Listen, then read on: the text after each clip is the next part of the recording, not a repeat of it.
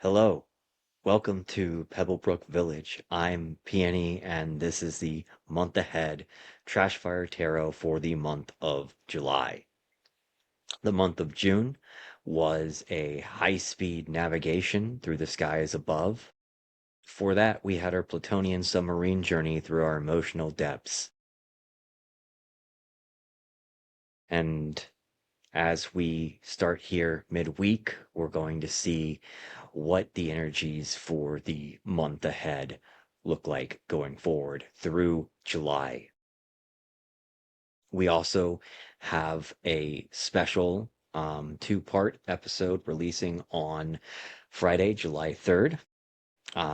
It was originally going to be this is going to be part one and part two, and it just ended up when I was working on how to make it um to best fit it. It just seemed like it needed to be its own thing. So it's going to be its own thing called The Devil's Backbone. Part one and part two will release on July 3rd, Friday, this Friday. Part one is going to be um, history without the lens of astrology, just looking at the 1850s through the early 1860s. And the reason for that is I want to set the stage for what was going on astrologically at the time without trying to cover both. Some people may be more familiar with the history, and others may not. So I'm treating it as a two-parter where we can go into the history, let that breathe, tell that story. And then part two, we'll go back, reanalyze that or relook at it. I can't words right now. Blame it on Mercury in retrograde. Anyways, the go back and look at it through the lens of the astrological transits that were going on at that time. Namely, Neptune going from Pisces into Aries and Uranus moving from Taurus into Uranus, two transits that we have just experienced ourselves. And notably the Mars-Uranus conjunction that took place in the early 1860s. And kind of stuff that happened with that, stuff that happened with Uranus in the third decan of Taurus, when it was conjunct Algol. Some very on the nose things happening involving heads and violence. Um, so it's interesting, but I wanted to let the history breathe because I don't think the actual history of that time period or most of the United States is really discussed. It's told through this washed down imperialistic lens, right? So we're gonna look at it in a different way. But that's this Friday. I'm really excited for it. Had a lot of fun doing the research and looking into that. So again, that is The Devil's Backbone. Part one and part two will be out on Friday, July 3rd. All right, so let's see what vessel we are embarking in and where it is taking us this month. And so I'm going to do something a little different. We like change sometimes, right? Um, I'm going to go over the cards and their placements, um, the entire spread. Not in depth on it, but just, this card is this card to familiarize ourselves with everything that's there, and then go back through, like I have been, with my interpretations. So I think just so this helps get the full picture when there's so many cards in a spread, having the full picture at the front could be helpful. So for the navigator, the vessel, we have the Two of Wands. For the sextant, we have the Seven of Swords, and I will show these again when I go through the individual placements too. Um, for the um, evening star, the Star. For the North Star, we have Two of Pentacles and the Eight of Swords. For the Morning Star, we have the Knight of Cups. And for the distant shore, the Moon. And because of that, since we're shooting for the moon this month, we're in a rocket ship, because why not? We're in a rocket ship. That's what we are navigating this month, and shooting to the moon. We'll call it the Aries one, because the Two of Wands is the first decan of Aries. So July does not begin with a clean slate. I mean, when do they? Um, but this in particular, it begins on the shore where June left us, right? The Two of Wands was the distant shore for the month of June. And we're surrounded by the remains of something that could not continue. Because you had we had the Ten of Swords as the clarifying energy for June. And it's reached its conclusion. Hopefully. We'll see. We don't know what the clarifying card for this month is yet, but three in a row would be just ridiculous. And that does not mean every consequence has disappeared or every wound has closed. Resolution does not erase what happened.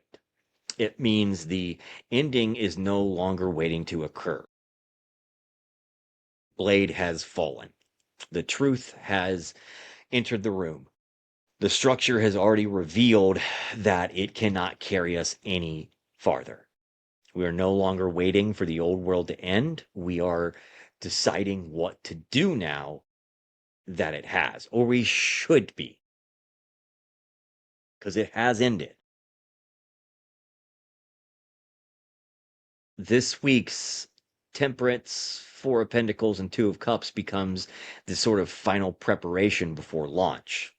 The week ahead goes into, just because we're in July, it doesn't change that this is still that week, right? Like, so those still apply to this particular week, right? But it's kind of like that the preparation for the launch, and Temperates is calibrating the fuel, so to speak. And Four of Pentacles ask, what must we remove from the cargo hold because we cannot carry the entire load into the future?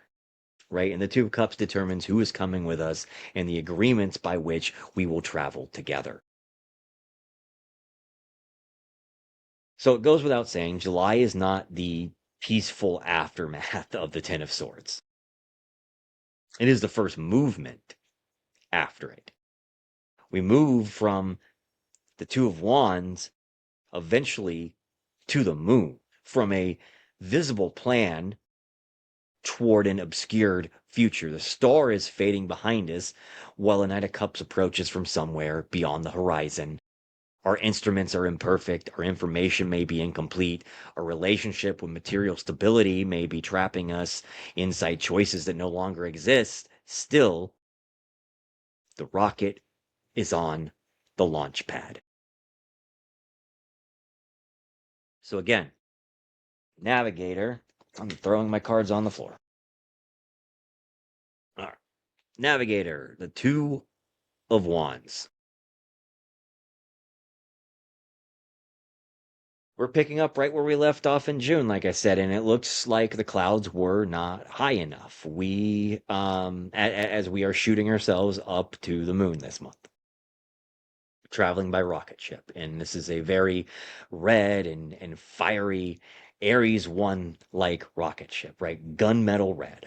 We'll go with we are trusting what we initiated and shooting for the moon, and there's hope in that, right? Um, and we might end up in a bit of an unknown, and that's okay. We're not meant to know every single thing, not meant to know the future, really, right? The distant shore of last month has become the navigator for this month. So think through And if you're new listening to this, go back and listen to June. You know, and from the Knight of Swords, that was the navigator for that month, leading to the Two of Wands, where did that take us? Where did that take you? Where are you now compared to where you were on June 1st? What information do you have that you didn't have then? What can you do now as we're continuing in that Two of Wands moment, looking ahead, trying to set the navigation?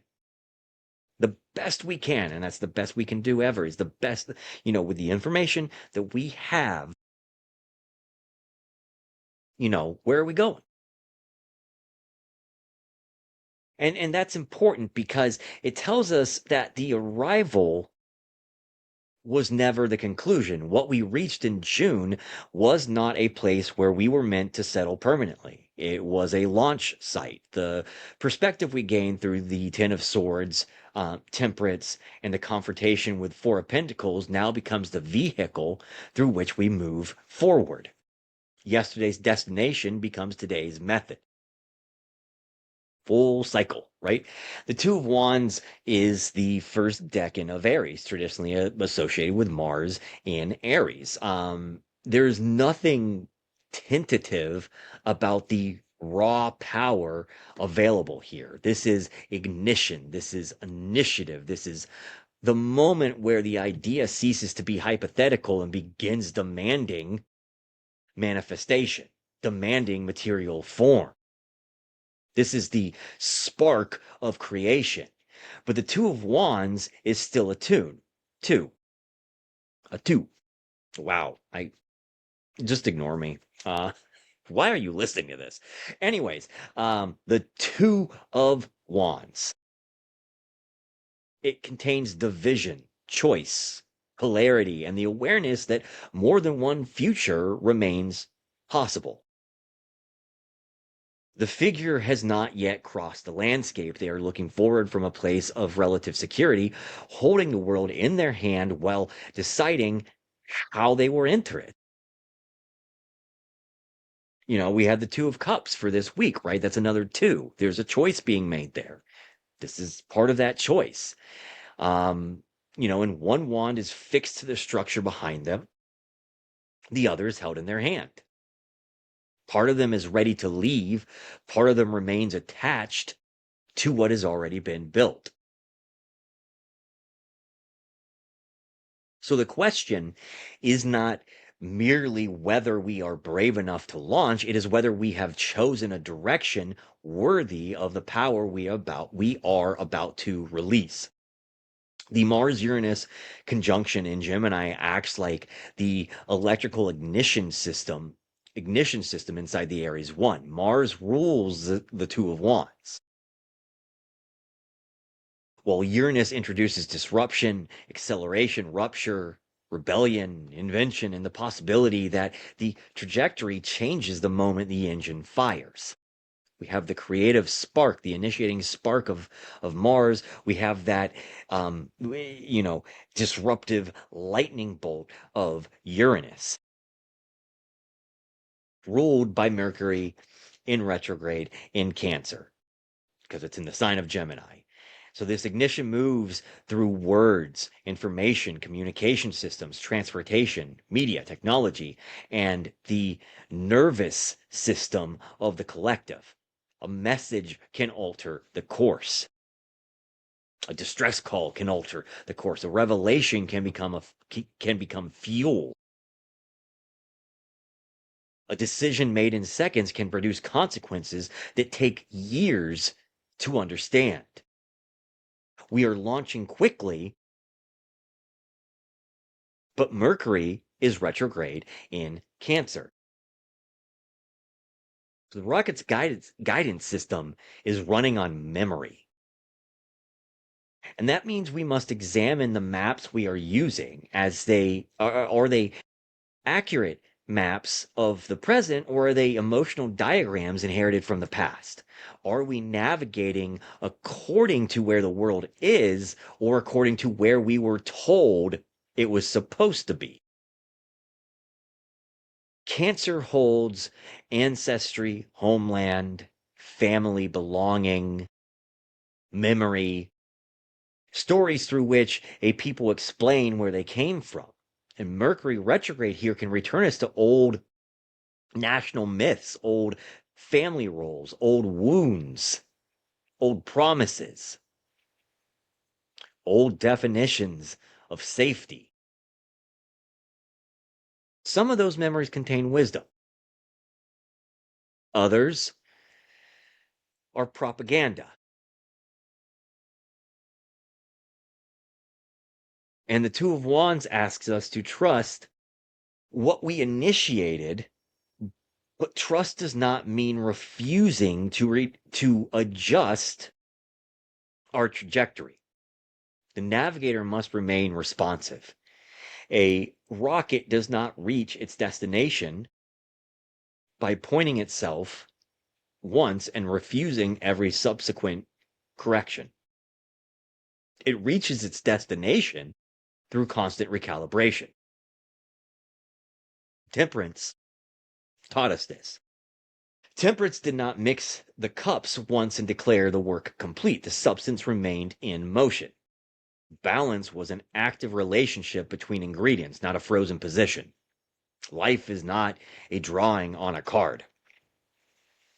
That is a moment, right? And the Aries one must carry that wisdom with it. Fire without calibration becomes an explosion. Initiative without discernment can become conquest. And confidence without accountability becomes another emperor building monuments to himself. Jupiter's entrance into Leo and its trine with Neptune expands the scale of our ambition. We want to be seen. We want to act boldly. We want to lead, create, declare, perform. We want to occupy more space than we were previously permitted. It's recognition. It's freedom. There's nothing inherently wrong with wanting to become larger. The danger begins when largeness is mistaken for moral authority. And the Two of Wands is sometimes called dominion. Right? The figure holds the world, but holding an image of the world does not make the world theirs. Exploration and conquest can begin with the same outward movement. The difference is the relationship we establish with what we encounter. Are we traveling toward the unfamiliar because we wish to meet it? Or are we traveling toward it because we wish to own it?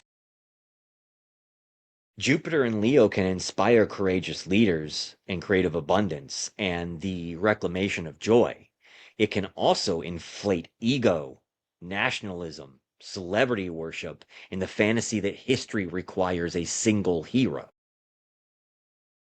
The Aries one is not a throne with engines attached. The rocket does not exist to carry another emperor above the people. It exists to carry us beyond the boundaries we were told could never be crossed.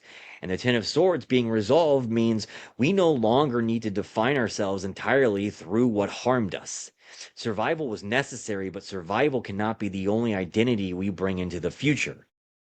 We do not have to construct our destination as the inverse of our oppressor and call that liberation. That's still just prison. And the opposite of domination is not our domination. It is relationship. Right? Like it's not going out and dominating those that dominated us. That is not to say that accountability should not be there. And that is why the Two of Cups from the weekly forecast matters so much here. The Aries one requires a crew. The mission cannot be organized around one charismatic captain whose desire becomes indistinguishable from the needs of everyone aboard. We need agreements. We need to know how decisions will be made, how resources will be distributed, how conflict will be handled, that it will be handled, and what happens when someone discovers that the chosen trajectory is causing harm. Are we willing to abandon that trajectory and try again?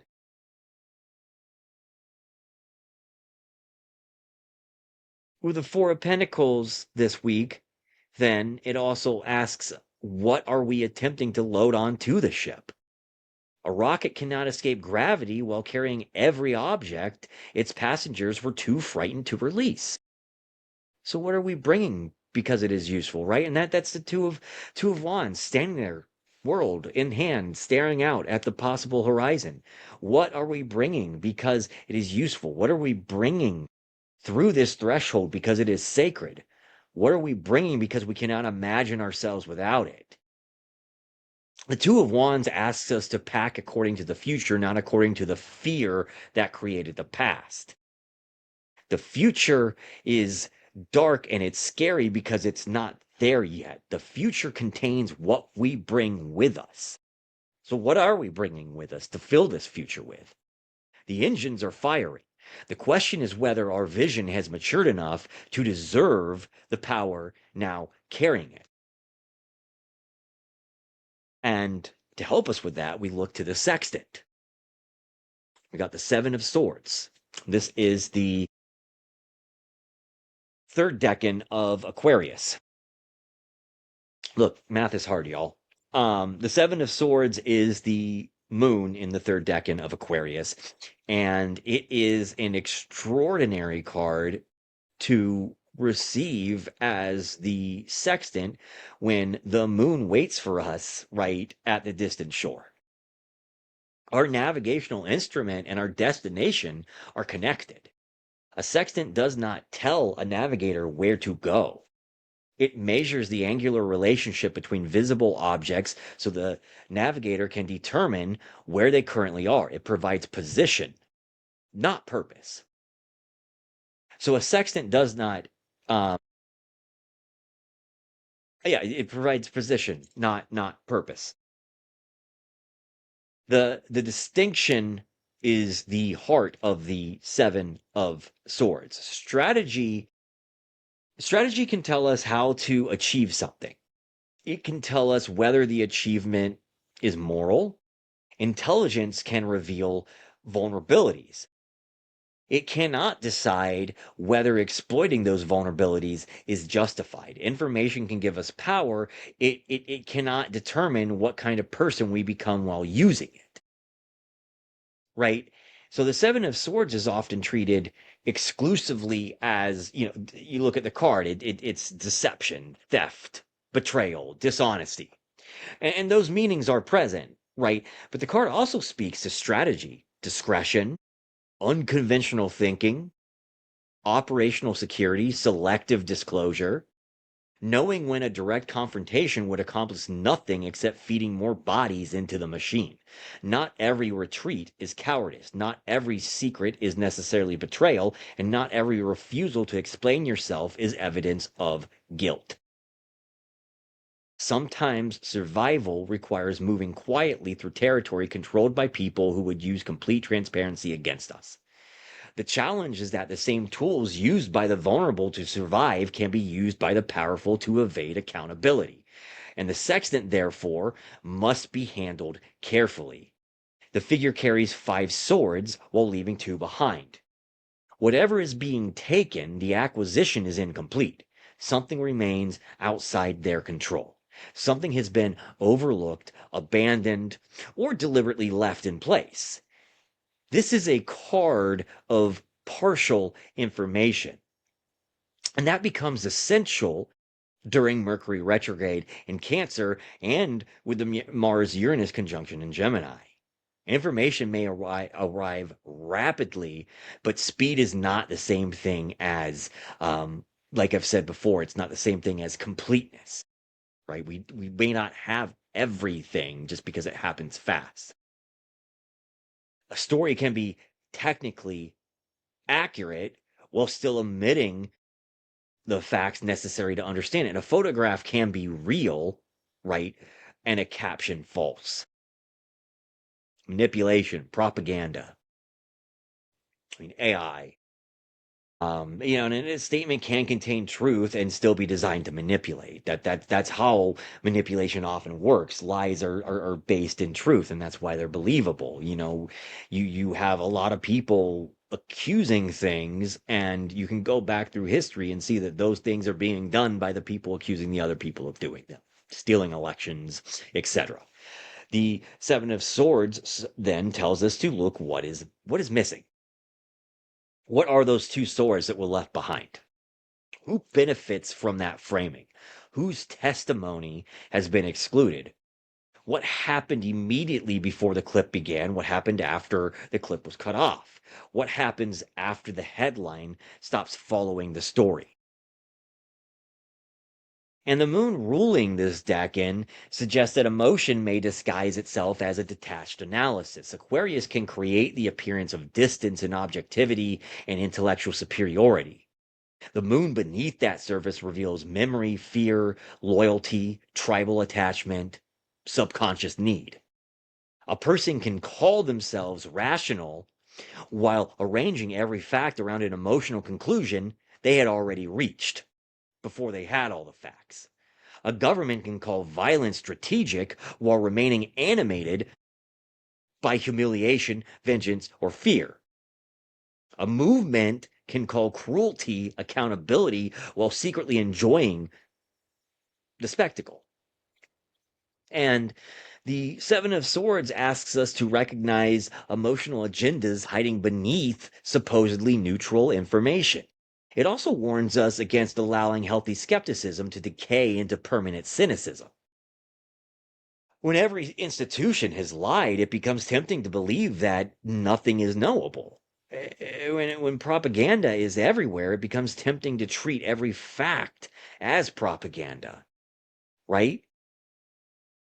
And when leaders manipulate language, we may begin assuming that truth itself is merely another weapon wielded by whoever speaks most confidently. And that's another trap. The inability to trust anything does not make us impossible to manipulate. It often makes us easier to manipulate because we begin choosing information according to instinctive familiarity rather than discernment, rather than evidence. And the Seven of Swords must be used as a sextant, not as a blindfold, because then we become the Eight of Swords, right? We measure, we compare, we verify, we locate ourselves within the larger pattern. We protect ourselves, we protect information that could endanger vulnerable people. We refuse to spread claims merely because they confirm our anger. And we recognize that not every strategy needs to be announced publicly before it is carried out. But the Seven of Swords is not our North Star. Strategy is not our morality. Winning is not proof that we are right.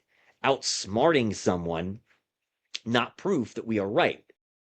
The sextant tells us where we are. The North Star tells us who we refuse to become while getting where we are going. So we'll start with the stars now, with the evening star represented by the star.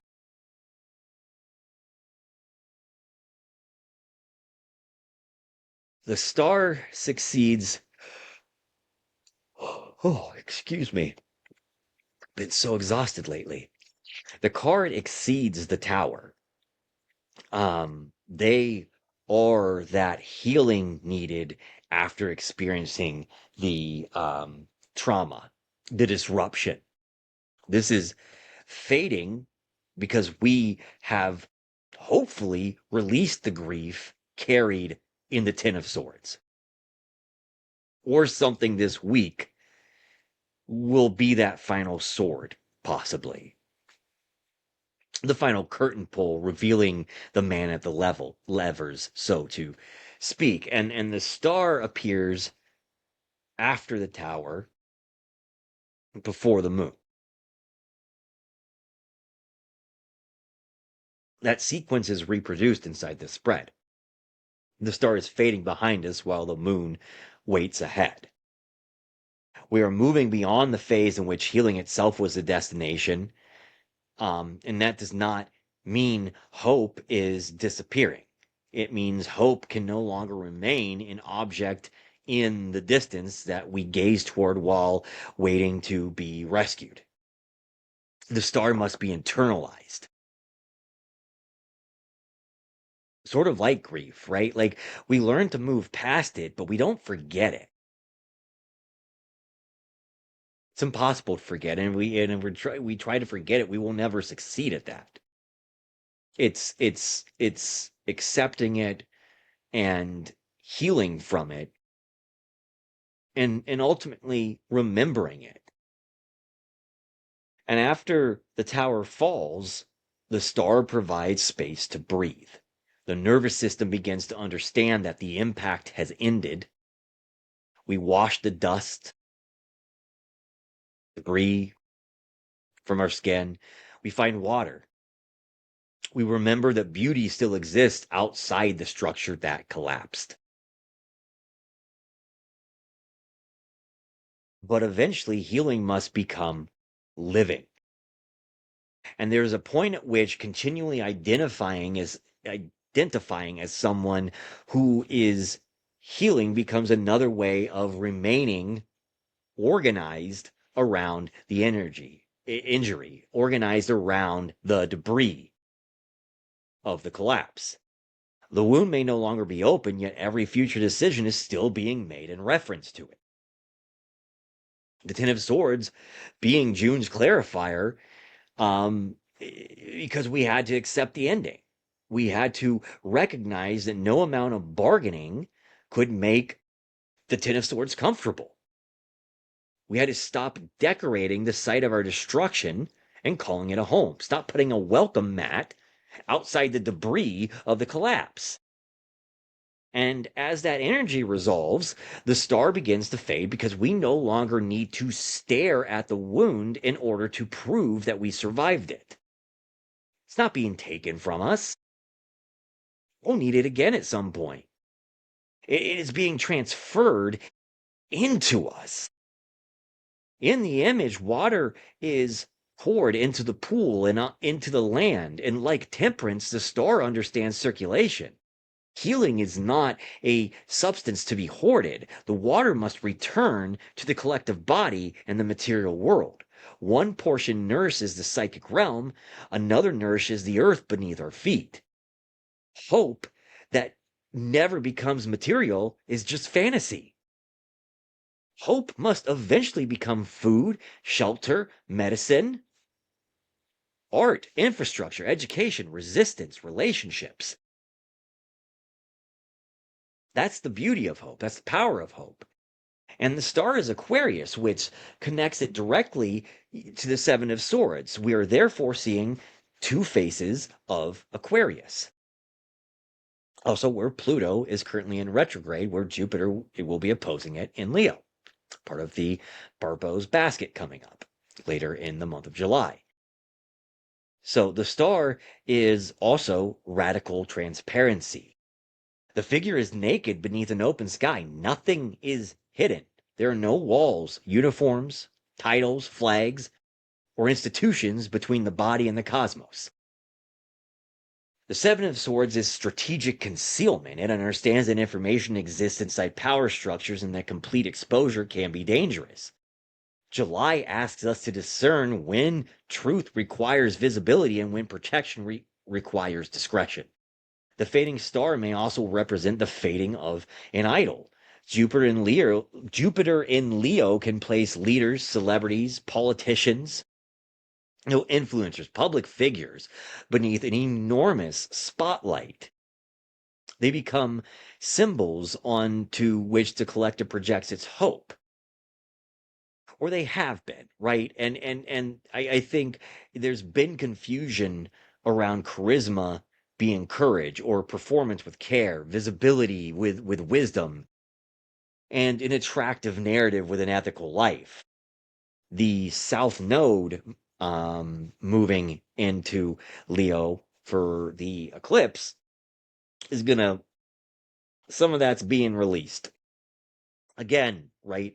This is stuff being, Ten of Swords, stuff is being left behind. That world is dying. I know some people still want to be part of it. Some people still, paraphrasing Jack Kerouac, are accidental billionaires, right? Um, but it's not going to exist in the long run, and it's dying. It's fading. And the star can become celebrity worship when we forget that a star is unimaginably distant, right? We can see its light without knowing its actual conditions. The light reaching us may have begun its journey long before the present moment. We may be responding to an image of someone that no longer exists, forming a parasocial relationship with, a performance of a person, or perhaps the person never existed outside of our projection, right? Seeing them how we want to see them. And sometimes something may pull back that final curtain and reveal the person operating the levers, a political spectacle, corporate promise. Carefully maintained public identity may become impossible to sustain. But revelation alone is not liberation. Seeing the machinery does not automatically stop it from turning, stop it from operating. Knowing that the wizard is an ordinary man behind a curtain does not dismantle the system that taught everyone to fear his voice. And the fading star tells us to stop waiting for exposure to perform the work of transformation on our behalf. We can reveal every lie and still remain governed by the structures that produced it. At some point, we must act upon what has been revealed. And the star's departure from the sky is not the death of hope, it is the end of passive hope. We are being asked to carry the water now. So then we move to the North Star, the moral compass, right? The evening star is something that is fading. The North Star is that kind of like grounding force that keeps us centered, that keeps us focused. It's the moral compass. So it's the Two of Pentacles and the Eight of Swords. So we got the Seven of Swords, we got the Eight of Swords.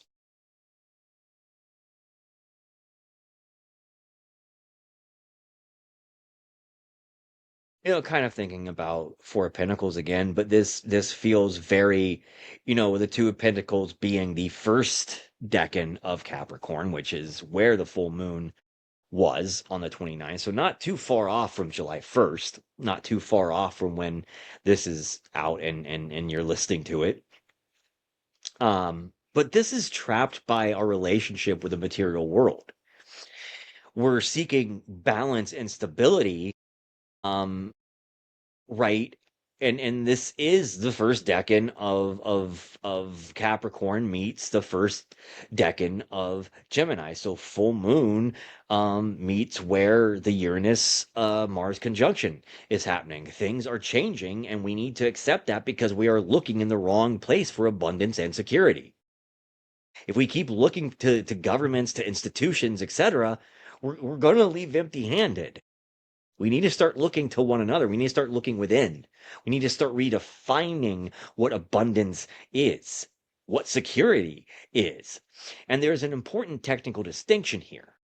So in the Golden Dawn system, the Two of Pentacles corresponds to Jupiter in the first decan of Capricorn. And the Eight of Swords is Jupiter in the first decan of Gemini. Both cards ruled by Jupiter. And that makes the North Star a conversation between two difficult expressions of Jupiter just as Jupiter enters Leo. So in Capricorn, Jupiter's desire to expand encounters Saturn's walls, the hierarchies, limits, regulations, material consequences. Abundance must be scheduled, managed, justified, earned, fit into an existing structure. In Gemini, Jupiter's search for meaning encounters endless fragments. Every truth produces another question. Every perspective divides into additional perspectives. Expansion can become information overload. Possibility multiplies until action feels impossible. One card struggles to maintain material government within constraint, while the other struggles to maintain mental movement within contradiction, and together they show how scarcity traps the imagination. The Two of Pentacles is often described as balance, but this is not the serene balance of justice or temperance. This is active, exhausting adaptation. The figure keeps the pentacles moving because stopping would allow something to fall, would allow something to fail. Behind them, ships rise and descend upon unstable waves. And the card can represent flexibility, resourcefulness, and the ability to respond to to changing conditions. Those are valuable skills. And we must also ask why some people are expected to demonstrate them without end. Our culture romanticizes resilience because resilience is cheaper than justice. We praise people for juggling 3 jobs rather than questioning why one job cannot sustain them. We celebrate parents for performing impossible feats rather than providing childcare, healthcare, housing, and adequate wages. We call disabled people inspirational when they survive systems designed without them in mind. The person keeps the pinnacles moving, so the audience assumes the arrangement is sustainable. And it's not. Competence can hide crisis. And the North Star asks us not merely whether we can keep juggling, but whether the objects demanding our constant attention deserve to remain in motion. Are they serving us? What happens if we set one down and take a break? Does the world end? Spoiler alert, it doesn't. What happens if we allow an obsolete obligation to fall? What happens if the apparent catastrophe awaiting us is simply the end of a system that required our exhaustion in order to function? The infinity symbol around the pentacles suggests a cycle that can continue for forever. Money arrives and disappears. Bills are paid and return. Work produces enough energy to continue working. We remain in motion without approaching freedom. And the Eight of Swords shows us what happens when that material cycle becomes a mental prison. The figure is bound and blindfolded, surrounded by swords. The bindings are real, but they are not the entire reality. There are openings between the blades. The surrounding structure is incomplete. And we must be careful not to turn this into victim blaming. Not every prison is imaginary. Poverty, racism, ableism, state violence, borders, debt, all these things create material restrictions that cannot be overcome through positive thinking. We can't just hope away racism and genocide and land theft. Be great if we could. Be amazing. And the card is not saying that every trapped person could simply walk away if they change their attitude. It is asking whether the structure has succeeded in convincing us that no alternative can exist.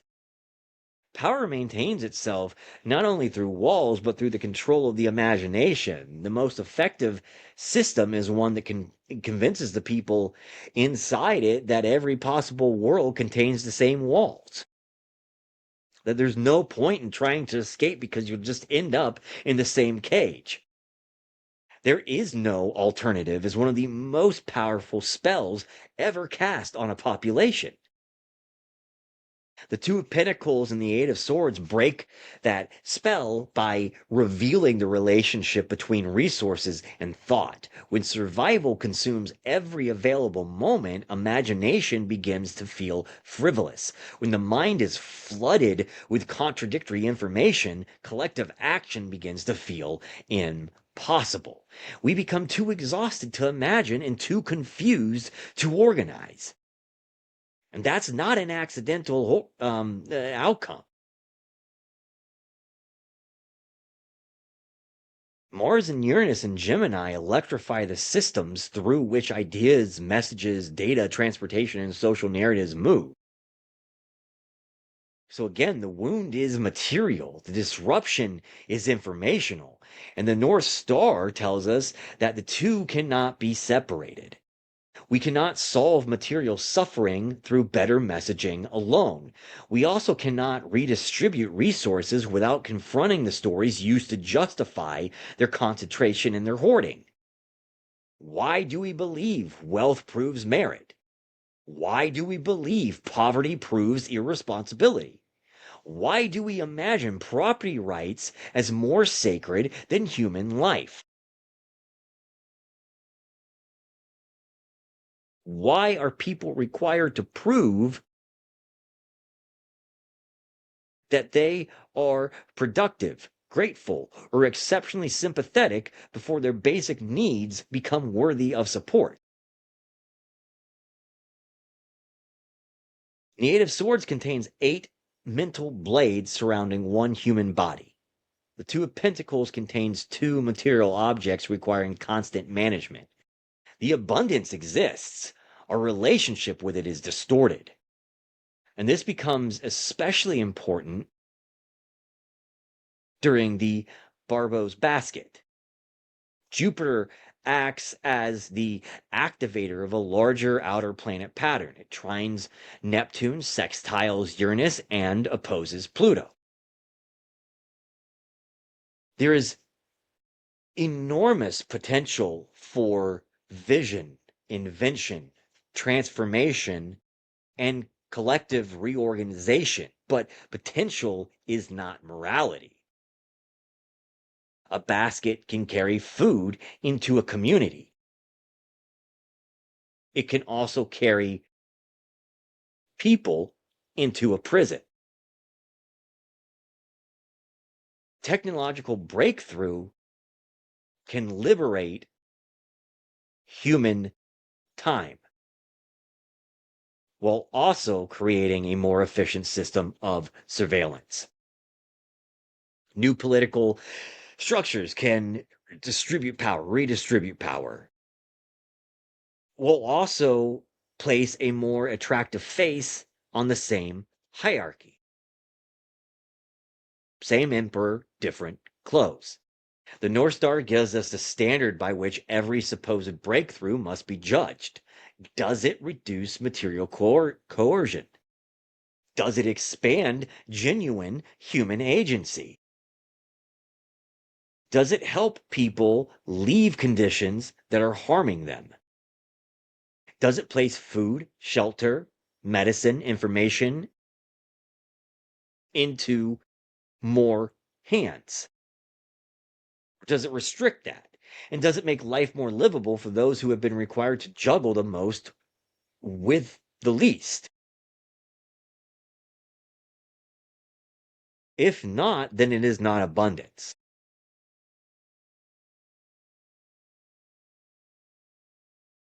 Jupiter entering Leo can give us confidence, creativity, warmth, generosity, courage to imagine ourselves as participants in history.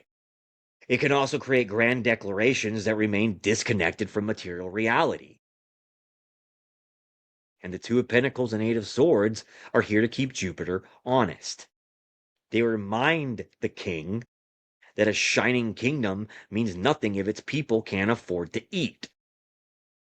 They remind the visionary that an idea is not liberating merely because it is new. They remind us that our moral compass cannot be based on preserving comfort for those already comfortable. Temperance, the Four of Pentacles, and the Two of Cups remain woven into this North Star. It's about adjusting distribution, identifying the hoarding, and realizing that resources must circulate through relationships rooted in reciprocal recognition. Our compass is not pointing towards wealth. It is pointing toward freedom from the conditions that allow wealth to become another form of captivity.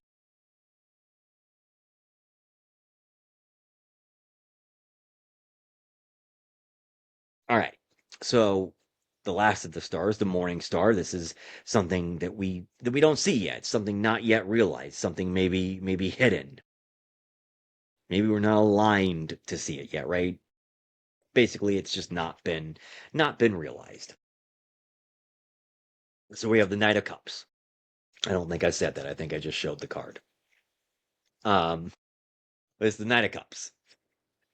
And it approaches from a place that we cannot see, right? Riding on that steed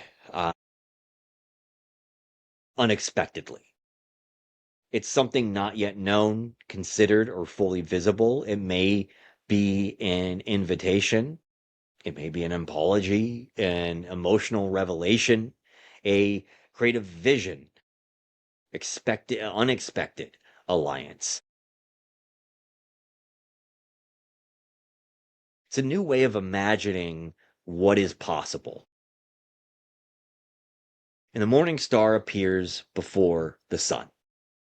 It announces the coming light without revealing the complete landscape. The knight carries a cup forward. That matters because cups do not usually move with the force of rockets, right? Water follows the contours of its container. It moves around obstacles, it enters cracks, it changes shape without surrendering its essential nature. But this is a knight. And the feeling is not remaining private, it is moving toward expression. The Knight of Cups may represent the return of sincerity after a period dominated by strategy and conflict, misinformation, material fear, false scarcity. The Seven of Swords has taught us to be cautious, but constant caution can become another Eight of Swords. Eventually, something must be allowed to approach us. Mercury retrograde in Cancer suggests that the knight may carry something from the past. A conversation may return. An old emotional truth may finally find language. A promise may be reconsidered. A person or collective may be confronted with the emotional cost of a decision that was previously framed only in strategic terms. The knight may also carry an old dream that was abandoned because it once seemed impractical. And the Ten of Swords resolves something, but endings often bury desires alongside the structures that failed them. We may have thrown away a genuine longing because it became associated with the person, institution, or future that disappointed us. So July may return the longing without returning the old container. And the cup survives even though the kingdom it came from has fallen. The Knight of Cups, the Knight of Cups can also be seductive. He can carry a beautiful, awful offer that lacks substance. It can represent charm, spectacle, idealization, emotional manipulation, and the promise of peace delivered by someone more interested in appearing peaceful than creating actual justice.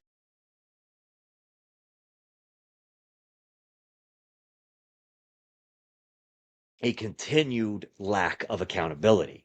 And this is where the Seven of Swords remains necessary. We do not reject the cup simply because deception is possible, but we do examine what it contains. Feeling is not evidence, but the absence of feeling is also not wisdom.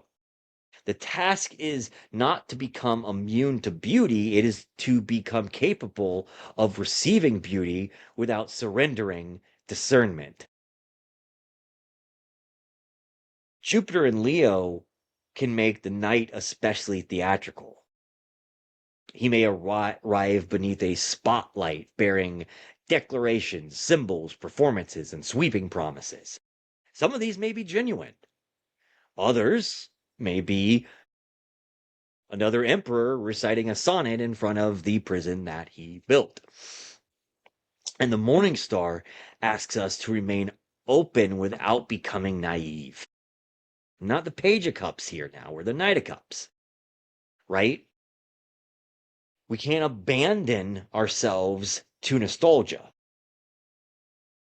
The Knight also develops the Two of Cups from the week ahead forecast. The Two of Cups established reciprocal recognition between two people, two communities, just within communities, right? Not necessarily two individuals.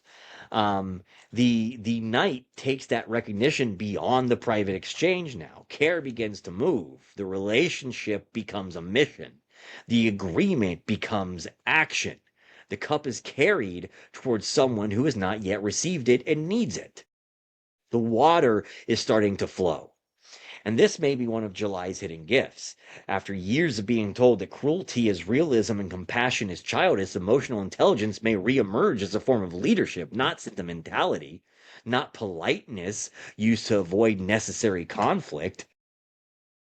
The sword that the Democrats love to fall on.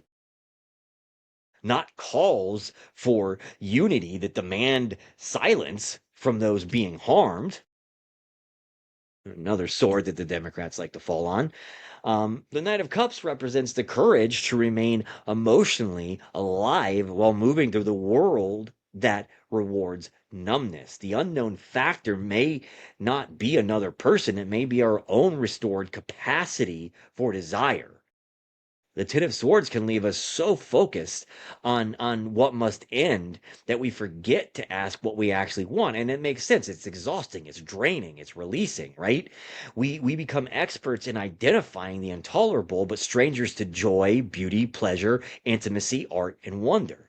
The Knight arrives to ask, what future would you move toward out of love rather than merely flee toward out of fear? The Aries 1 may be powered by Mars, but the Knight of Cups gives it a reason to travel. And where are we traveling to? What's the distant shore? We're going to the moon. Going to the moon.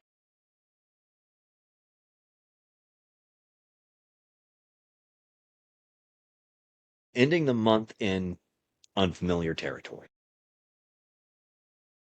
A lot happens this month. A lot will happen this month, and we are not sure what to make of it. What it means, or where we are going. The future is obscured because it's not based in nostalgia or propaganda. Neptune and its liminal tendencies are being put to the Martian flames of Aries. Aries has no time for platitudes and sonnets. It wants the truth, and it wants it now. We shoot for the moon, and we arrive at the moon. The metaphor becomes literal, but the arrival does not provide the clarity we expected. We imagined that reaching the destination would allow us to look back upon the world and understand the complete pattern. Instead, we land inside a dreamscape. The surface is unfamiliar, the light is reflected, the landscape shifts according to perception, memory, instinct, fear. The moon follows the star in the major arcana, and the star offered a distant but stable point of orientation. The moon provides changing light that reveals one shape while concealing another. The fixed guide fades. We enter the realm of interpretation. And this does not mean that truth has disappeared. The moon is not necessarily deception. It is incomplete illumination. We can see enough to continue walking, but not enough to pretend that we understand the entire terrain. It's unknown. And that may be exactly what July requires. More so, July going into August, since this is the distant shore. Mars and Uranus and Gemini want the information immediately. And it will get it through disruption and lightning bolts, storms, overwhelm. Aries wants the answer now, right? Jupiter and Leo wants the answer delivered dramatically from the center of the stage. And the moon, well, she refuses. Because she teaches that forcing certainty out of uncertainty does not create truth. It creates dogma. The path travels between two towers. Those towers can represent the boundaries of the known world, the pillars through which we enter initiation, or the competing structures attempting to define what is real. Between them, the road continues into the darkness. A dog, normal house dog, right, and a wild wolf respond to the same moon. One represents the self conditioned by society, beaten down and domesticated. The other represents the instinct that remains beyond complete control. Both howl. And the moon does not ask us to choose civilization or instinct without question. It asks us to listen closely enough to distinguish intuition from panic. Fear can call itself intuition. Prejudice can call itself instinct. And paranoia can call itself spiritual discernment. The Seven of Swords has already warned us that emotion may disguise itself as analysis, and the moon warns us that anxiety may disguise itself as prophecy. And we need more than a feeling that something is true. But we also need more than the state's assurance that anything it cannot quantify is meaningless. The moon asks us to hold that tension. Mercury retrograde in Cancer, so ruled by the moon, makes memory part of the lunar landscape. Stories about home, family, ancestry, safety, and belonging return for reconsideration. Nostalgia offers false illumination because it edits the past until the past becomes emotionally useful, emotionally safe, stabilizing. It remembers the comfort and forgets who paid for it. It remembers the peace and forgets whose suffering was required to maintain the silence. It remembers national greatness and forgets the bodies buried beneath the monument. The future is obscured because it is not based in nostalgia or propaganda.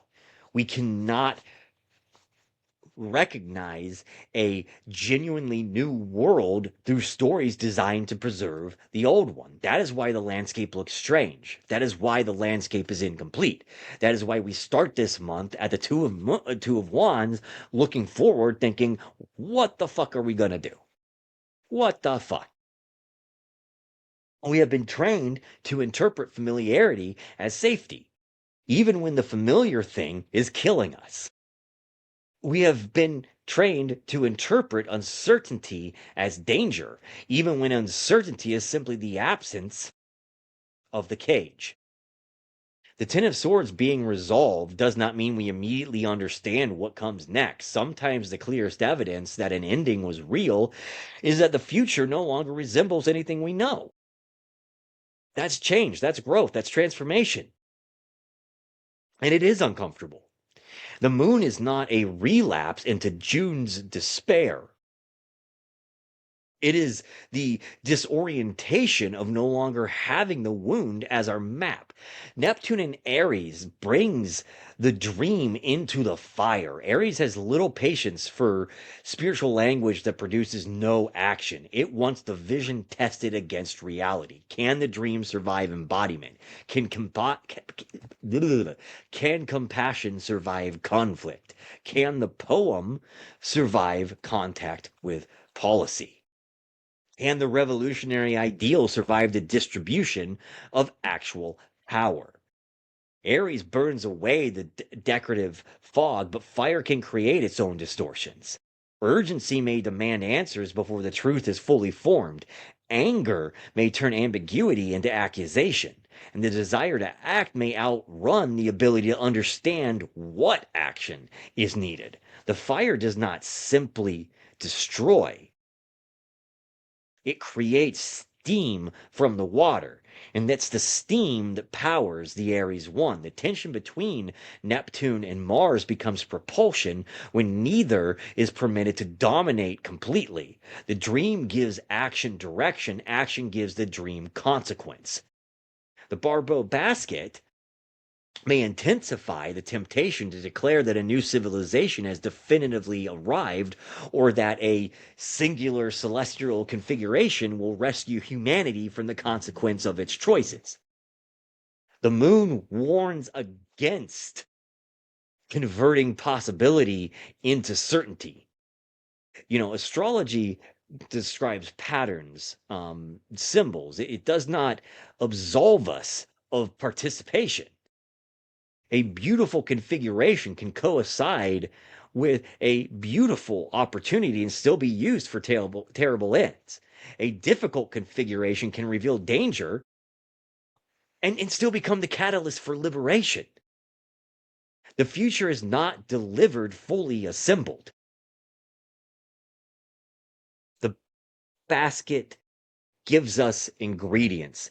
Temperance still determines how they are mixed. And the moon also asks us to examine leaders who claim to possess complete clarity. Jupiter and Leo can amplify the voice of anyone standing beneath that spotlight, right? Confidence may be mistaken for knowledge.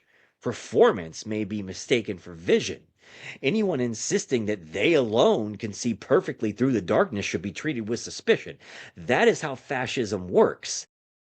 They name a problem and say that they're the only person that can solve that problem. And every time it's a problem that they've created. A true guide under the moon does not pretend the path is fully visible. They know that, and that's fine. We don't have to know where we're going to be guided there. We just have to surrender the need to know that. A guide helps others learn how to walk without surrendering their own senses. This is where the Knight of Cups becomes so important. We may not be able to see the complete road, but we can still know what we carry in the cup. We can still choose tenderness, solidarity, curiosity, courage, and care without possessing a total explanation of the future. We do not need certainty in order to have ethics. If your ethics declare clarity, you need to stop and take a break, breathe, realign yourself. Our North Star has already given us the moral standard: reduce material coercion, expand human agency, refuse the stories that treat suffering as evidence of personal failure, question every system that demands endless adaptation from the people receiving the least. The North Star remains visible even when the shoreline is not. July begins with the Two of Wands holding the world in its hand and believing it can choose a destination. And it ends with the moon reminding us that no map can fully contain the world. We begin by trusting what we initiated. We end by learning that trust does not require complete knowledge. The Aries 1 leaves the distant shore of June carrying the lessons of the Ten of Swords. It travels through strategic uncertainty, releases the need for a distant savior, follows a moral compass shaped by material liberation, and receives a cut from an approaching figure whose intentions are not yet known. Then it lands upon the moon. Not as conquerors planting a flag into unfamiliar soil, not as frightened survivors demanding that the unknown resemble the world we escaped. We arrive as students. The old world told us that uncertainty was emptiness and that emptiness needed to be claimed, named, bordered, owned, and controlled. The moon reveals that the unknown was never empty. We just couldn't see it. It was alive the entire time. July asks whether we are brave enough to meet it without turning it into another possession. Two of Wands launches us. Seven of Swords locates us. The Star releases us. The Two of Pentacles with the Eight of Swords orient us. The Knight of Cups approaches us, and the Moon receives us. As a Ten of Swords has been resolved, now we must learn how to live somewhere its blades cannot follow. Hopefully. And with that, let's see what the clarifying card is for the month of July. Here we go. Okay.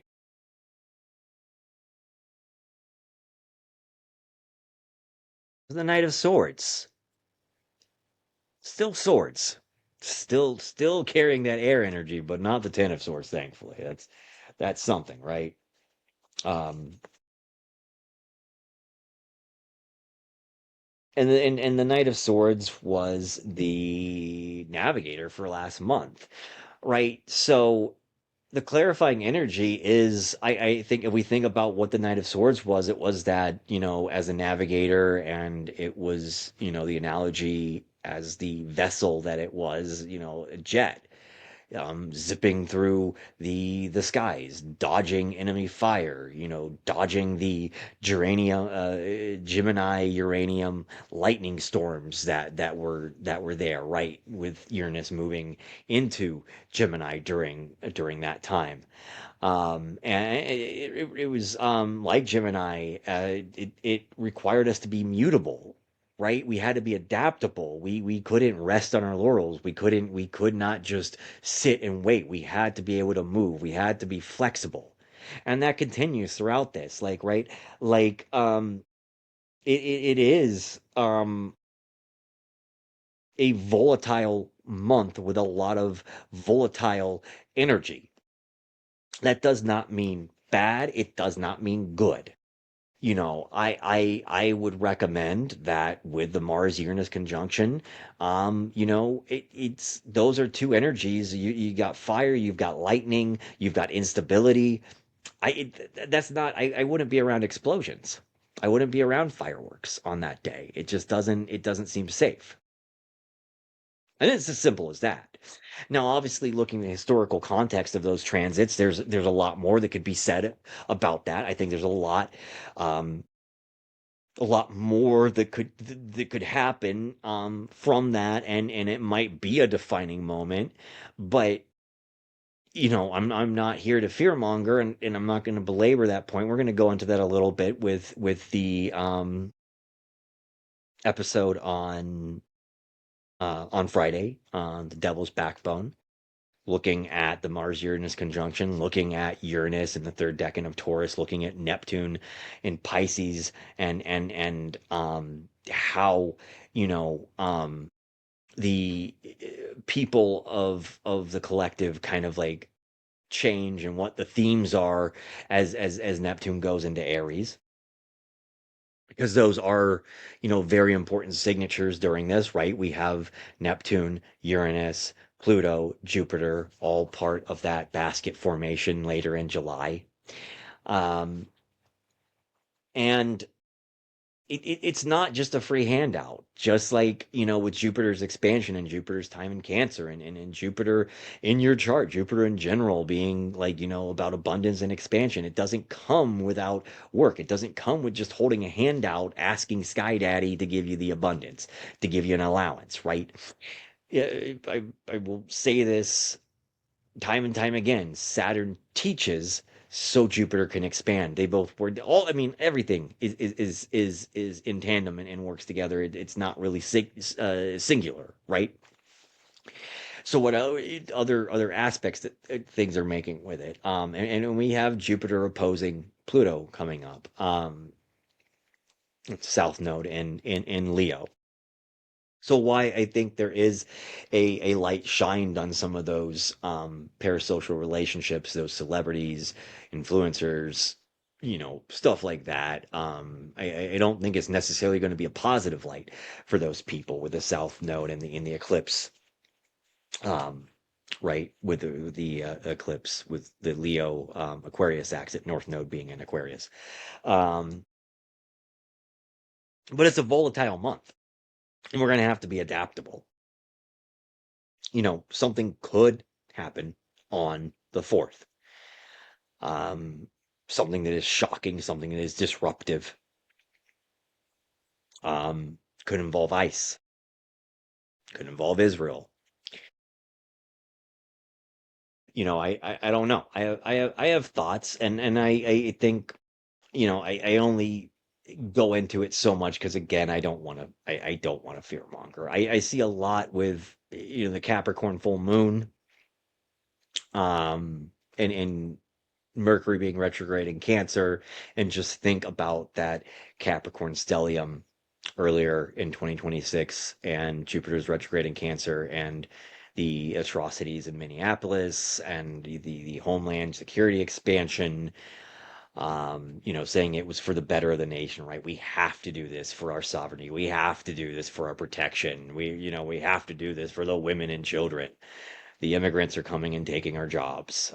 It's all bullshit. It's all performative. It's all to rile us up and to other people and to keep us fighting. We have to be discerning of that. We have to be very, very careful with not being reactive to things to one another. Um, because regardless of what happens with the Mars-Uranus conjunction, it is still it's a volatile transit. It's a lot of charged energy. Again, you got fire, you've got lightning kind of coming together.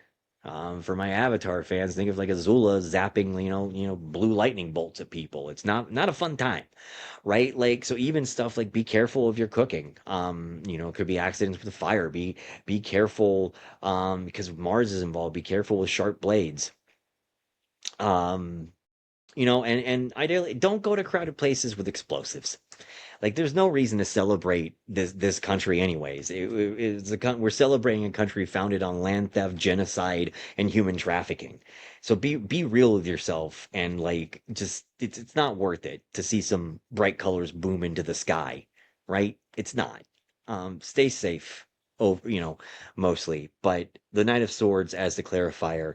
Don't be impulsive, but we got to be adaptable. We got to be quick moving sometimes. We have to accept when things have ended and not lament them and move on, right? Um, all right.